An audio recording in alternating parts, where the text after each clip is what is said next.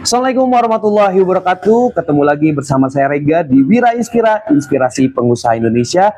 Dan hari ini kita berkesempatan akan berbincang dengan salah satu owner dari The Kopi Band Cianjur. Dan kita akan berbincang mengenai tentang kopi, perkembangan kopi, dan lainnya. Kopi Band, kopi penuh cerita, racikan cinta, setiap tetesnya terasa, dari biji terbaik hingga cangkir penuh. Om Ben gimana sehat nih Om Ben? Alhamdulillah sehat. Hujan-hujan kayak gini sambil nongkrong di coffee shop kayaknya enak banget. Dan pada hari ini tentunya kita akan berbincang mengenai kopi dengan owner dari The Kopi Band Cianjur yang ternyata ini sudah berjalan 7 tahun ya Om ya? Ya, bulan Maret pas 7 tahun. 7 tahun bulan Maret Bulan ini? Maret. Oh luar Ya. biasa. Ini tempatnya lokasinya langsung di sini apa sebelumnya di mana gitu? Ini lokasi kedua. Oh ini lokasi kedua. Lokasi kedua. Sebelumnya di Abdullah Binu. Abdullah Binu. Berarti Abdullah. pas masa Covid udah di sini apa di mana nih? Pasca Covid, karena bisnisnya agak goyang, berantakan. Kemudian untuk berhemat pindah ke sini. Oh, oke. Gitu. Jadi ini ternyata lokasi kedua dan ini lokasinya ada di belakang DKC ya? Ya, Kalau alamat samping. lengkapnya di mana nih? Di Jalan Slamet nomor 67 samping gedung DKC. Oh, oke. Berarti di pusat kota Pusat Cianjur. kota. Dekat alun-alun. Oke, oke. Langsung aja kita ngomongin kopi ya Om ya. Sebenarnya menurut Om sendiri filosofi kopi dari pandangan Om Ben yang sudah bergelut di dunia perkopian seperti apa nih? Boleh cerita ke para penonton setia Wira Inspira nih. Oke, sebenarnya gini, filosofi kopi, kita ngomongin bisnis kopi, filosofi kopi. Ketika kita ngomong filosofi, artinya buat saya, ini buat saya, kopi itu adalah teman buat ngobrol. Oh, Oke. teman hidup juga mungkin nih. Enggak juga sih kalau teman hidup. Cuma terkadang gini, kita menempatkan kopi itu seringkali terlalu mulia. Oh, oke. Seringkali ya, Iya, iya. seringkali. Padahal sebenarnya takdirnya kopi itu hanya pendamping. Pendamping. Contoh misalnya gini, ngobrol sambil ngopi. Betul. Ngopi yuk, ntar makan dulu. Nah, jadi sebenarnya kopi itu komplimen gitu, secara takdir gitu. Jadi sebenarnya orang terkadang selalu fokus bisnis kopi gitu.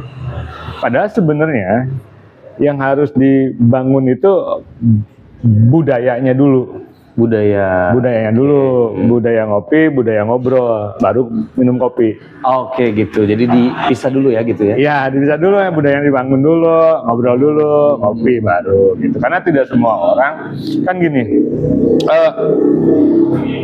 ngopi nih, buat sebagian besar orang itu ngopi itu masih, saya nggak, bukannya anti kopi pakai gula ya, Oke. gitu. Enggak gitu. Cuman manfaat kopinya jadi berkurang. Ya. Yang ada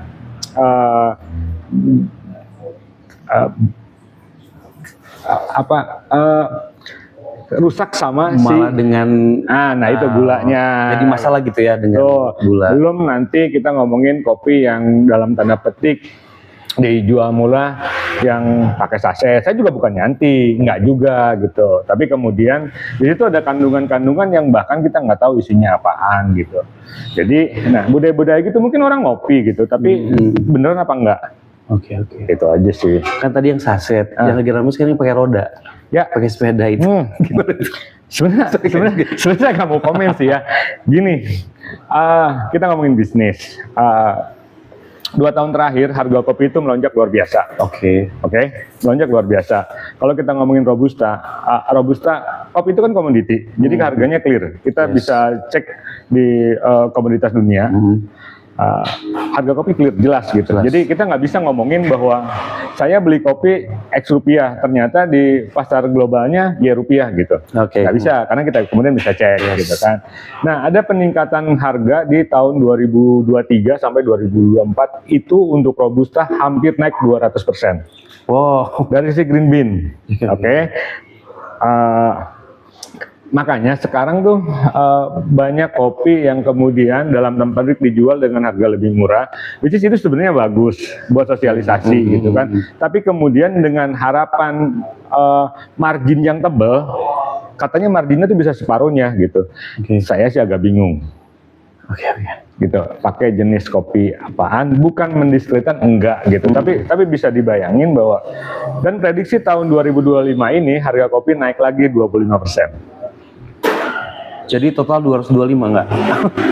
Bisa lebih gitu kan, bisa lebih gitu, karena kopi itu juga tergantung sama satu kan penghasil kopi dunia itu satu Brazil yang paling besar gitu ya.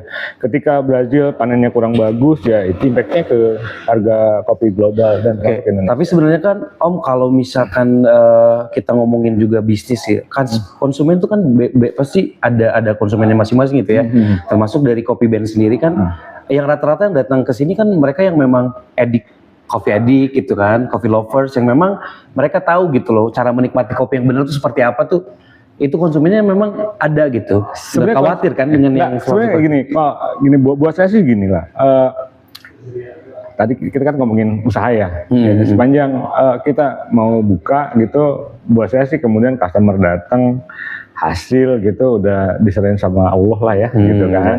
Cuma intinya kita mau buka. Cuma kalau ngomongin segmentasi gitu, customer yang datang ke sini itu sebenarnya nggak spesifik coffee lover lah, coffee addict gitu. Cuman karena saya pikir bahwa ini adalah kedai kopi, saya mencoba gitu. Minuman apapun yang berbahan dasar kopi harus tetap berasa kopinya. Oke. Gitu. Mau kopi pakai susu lebih banyak gitu ya. Mau kopinya pakai susu. Oke. Mau pakai gula aren, creamer gitu. Pakai creamer, tetap aftertaste-nya harus kopi gitu. Jadi yang datang di sini segmennya emang agak spesifik gitu ya. Jadi 80% customer saya itu 30 tahun ke atas. 30 tahun ya, termasuk saya ini. Mature, coffee mature gitu kan. Jadi secara quantity nggak gitu banyak, tapi mereka loyal. Gitu. Ya kayak tempat juga sebenarnya ini kalau untuk nongkrong-nongkrong anak muda juga nggak gitu ya. Worth it juga sebenarnya gitu ya. Sebenarnya kan kalau kita selain berbicara tentang benar kita jual real kopi gitu kan. Ya. Tapi berarti kalau konsep sendiri kan ini juga kalau lihat dengan kopi yang lain gitu ya, mereka lebih ke outdoor secara bisnis gitu ya.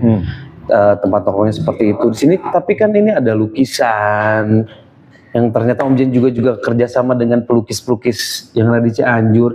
Berarti kan sebenarnya bukan bisnis juga nih, tapi juga ingin budaya kopinya terus bisa bermanfaat juga lah. Nah itu intinya gini kan, kita punya space yang nggak besar gitu kan, ada potensi-potensi yang kemudian bisa kita gali, kemudian kolaborasi, gitu kan.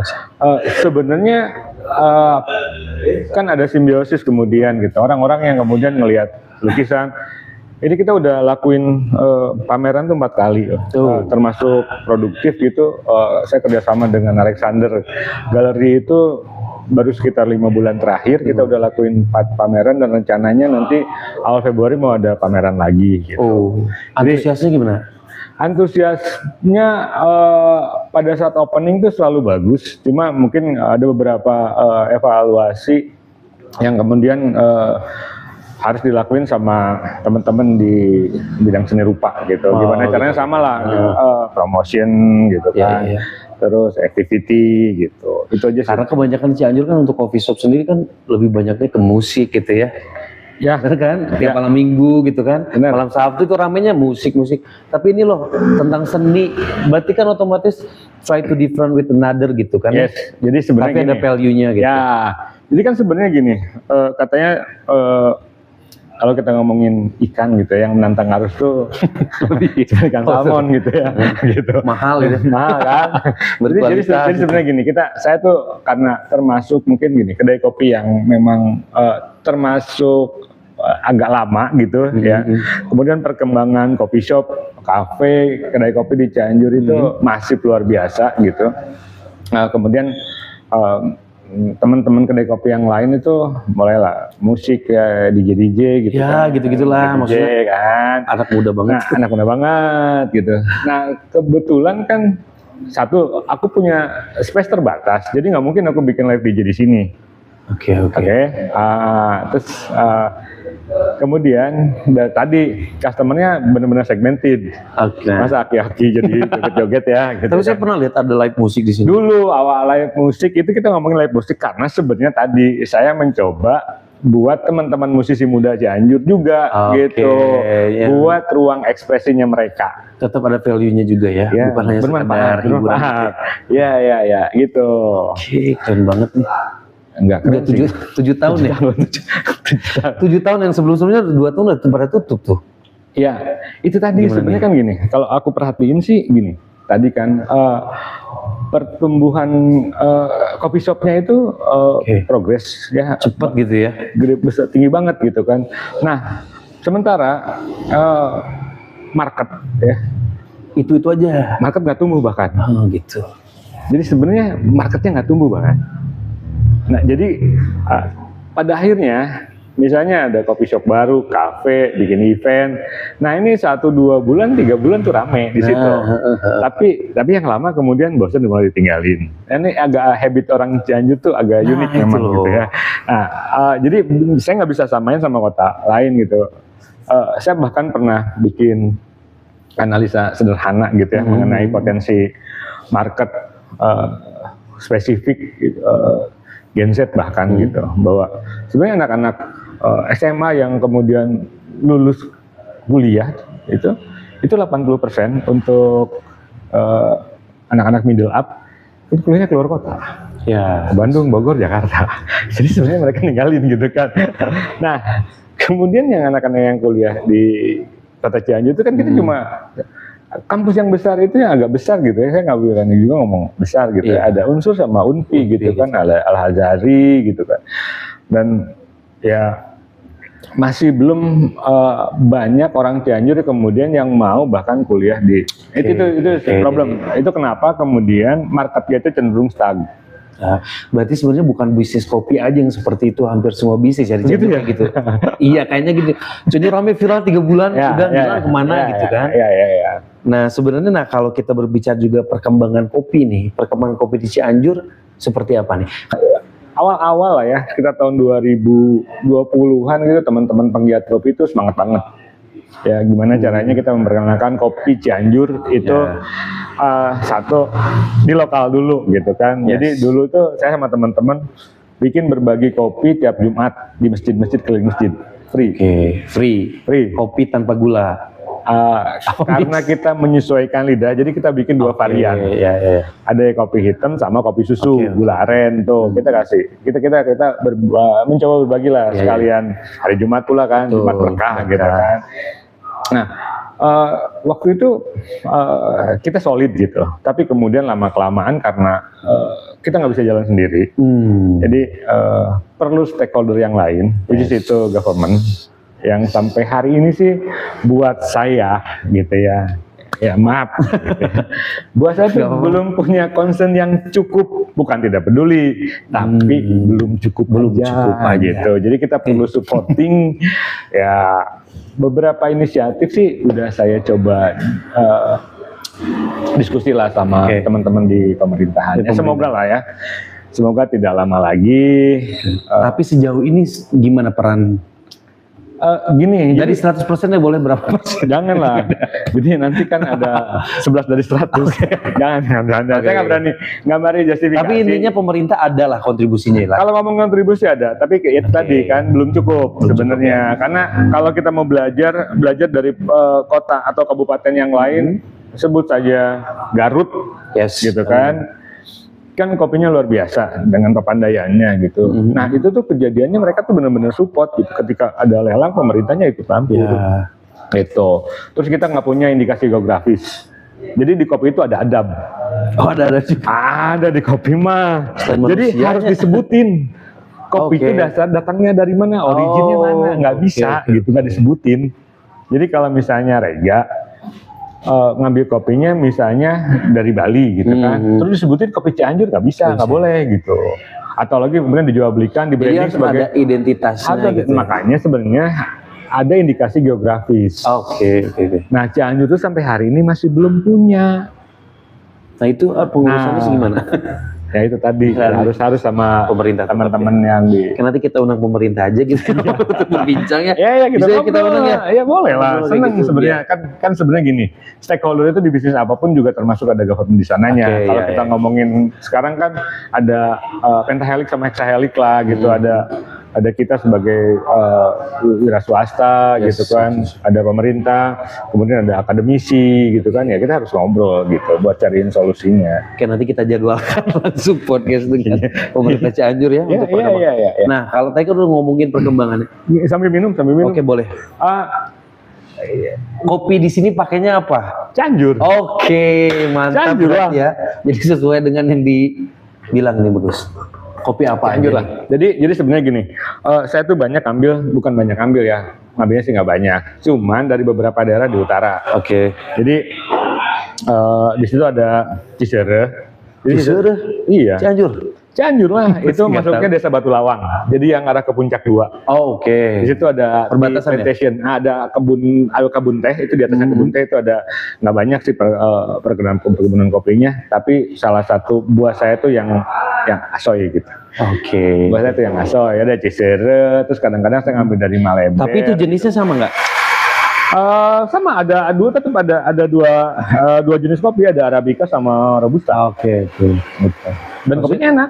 Namanya kan ada yang katanya Sarongge, itu yang Ada Sarongge ya gitu. Itu juga Sarongge itu nama perkampungan kemudian dibikin brand gitu. Oh, gitu. Jadi itu juga saya kenal baik sama Katoska gitu. Luar biasa lah Katoska. Bagus itu. lah kopi Ada Sarongge Cianjur. ya, ada kopi Sarongge gitu. Sebenarnya banyak sih, ada beberapa teman-teman yang juga jangan sampai lupa gitu. Di Cianjur tuh bahkan juga Cianjur udah punya key grader gitu ya. Oke. Key grader itu quality grader yang kemudian dia bisa bikin skor gitu. Kopinya scoringnya kopinya. berapa gitu kan. Itu salah satu itu ya, dia sertifikasi. Oke. Jadi ada. Sebenarnya Cianjur punya potensi sekali lagi. Cuma saya udah malas ngomongin potensi Cianjur. Salah satunya ini mungkin. Selalu berhenti di level potensi gitu. Oke. Kemudian miskin eksekusi. Gitu. Itulah mungkin ya, Gitu. curhatan dari Nggak curhat sih. kita, maksudnya ya kita juga ingin melestarikan ya, atau ingin memperkenalkan kalau Cianjur itu juga punya kopi, tapi kita nggak bisa sendiri dong ya Om ya. Makanya kenapa tadi kita harus kolaborasi. Yang sekarang kan yang real Om kolaborasi dengan para petani kopi itu jelas kan. Ya, betul. Terus dengan stakeholdernya juga bukan government, tapi pemerintah. Ada juga dinas perdagangan Oke. itu juga supporting Nah, lah oke. gitu.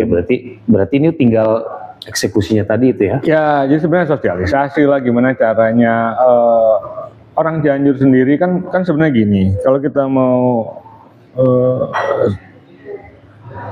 coba ngelihat gitu kenyataannya bahwa coffee shop, cafe agak miris sebenarnya ya. Ngomongnya belakangnya titik kopi judulnya, titik kopi gitu, titik kopi gitu. Coba cek lah, apa kemudian mereka provide kopi Cianjur?